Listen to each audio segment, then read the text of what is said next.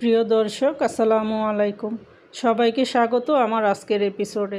আমি আজকে আপনাদেরকে সুজি দিয়ে খুবই ইউনিক একটা ডেজার্ট তৈরি করে দেখাবো। একদম সফট মোলায়েম, মুখে দেওয়ার সাথে সাথেই মিলিয়ে যাবে।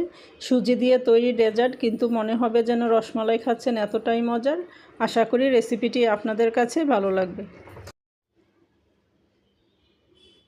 এখানে আমি দিচ্ছি আধা কাপ টক দই।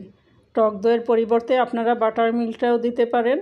তার সাথে দিচ্ছি 3 টেবিল চামচ চিনি, দিচ্ছি অল্প একটু লবণ দিয়ে এখন সব কিছুকে একসাথে আমি ভালো করে মিশিয়ে নিচ্ছি।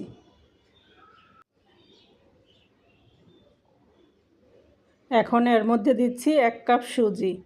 সুজিটাকেও দইয়ের সাথে একটু নেড়ে মিশিয়ে নিব। এখানে দিচ্ছি আধা কাপ জাল করা ঘন দুধ। দুধটা দিয়ে আমি আরেকবার নেড়েচেড়ে ভালো করে মিশিয়ে নিচ্ছি।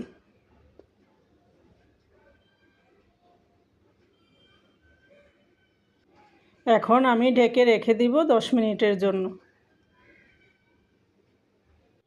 এখানে একটা প্যানে আমি দিচ্ছি আধা কাপ চিনি, তার সাথে দিচ্ছি 2 টেবিল চামচের মতো পানি। এখন এগুলোকে আমি ক্যারামেল করে নিব। যখন এক পাশ দিয়ে এরকম কালার চলে আসবে, ওই অবস্থায় আমি নেড়েচেড়ে মিশিয়ে নিব। ক্যারামেলটাকে বেশি জাল করব না, তাহলে তিতা হয়ে যাবে। ক্যারামেলটা আমার তৈরি হয়ে গিয়েছে। এখন এর মধ্যে আমি দিচ্ছি 2 কাপ ঘন লিকুইড দুধ। দুধটাকে আমি আগে জাল করে নিয়েছি। এখানে আপনারা চাইলে আধা কাপ পাউডার মিল্ক দিতে পারেন, আমি দিচ্ছি না। দুধটাকে আমি ঘন করে জাল করে নিয়েছি। এখন এগুলোকে নেড়েচেড়ে ভালো করে মিশিয়ে নিচ্ছি। আমি বেশিক্ষণ জাল করব না, 3-4 মিনিট জাল করে আমি উঠিয়ে নিচ্ছি। ফিরে আসলাম 10 মিনিট পর। এখানে আমি দিচ্ছি আধা কাপ ময়দা, তার সাথে আমি দিচ্ছি 1/4 কাপ লিকুইড দুধ। এখন দিব 1 চা চামচ বেকিং পাউডার। সব কিছুকে একসাথে আবারও মিশিয়ে নিচ্ছি। এখানে আমি বেকিং পাউডারটা দিয়েছি, আপনারা চাইলে বেকিং সোডাটা দিতে পারেন, তখন আপনারা আধা চা চামচ বেকিং সোডাটা দিবেন। সব কিছুকে নেড়েচেড়ে একসাথে ভালো করে মিশিয়ে নিয়েছি। এখানে আমি নিয়েছি 60টা কেকের মোল্ড, ছোটো সাইজের বাটি। এগুলোর মধ্যে আমি তেল ব্রাশ করে দিচ্ছি।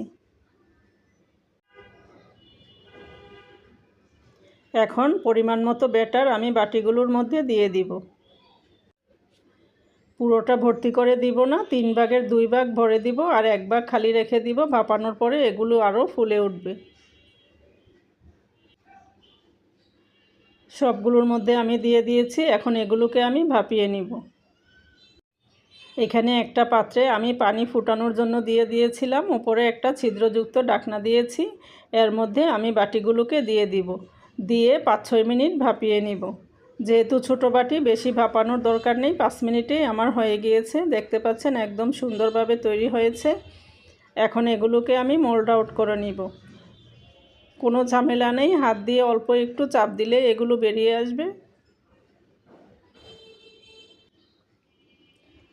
সবগুলো আমি মোল্ড আউট করে নিয়েছি। এখন এর মধ্যে যে দুধটা জাল করে রেখেছিলাম ওইটা পরিমাণ মতো দিয়ে দিচ্ছি।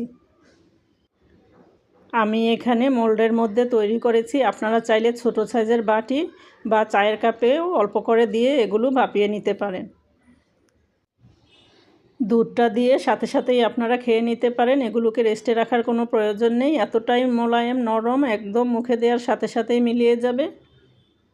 আমি সাথে সাথে আপনাদেরকে একটা কেটে দেখিয়ে দিচ্ছি।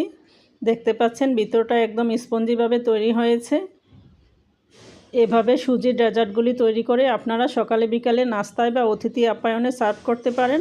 আশা করি রেসিপিটি আপনাদের সবার ভালো লেগেছে। সবাই ভালো থাকবেন। আল্লাহ হাফেজ।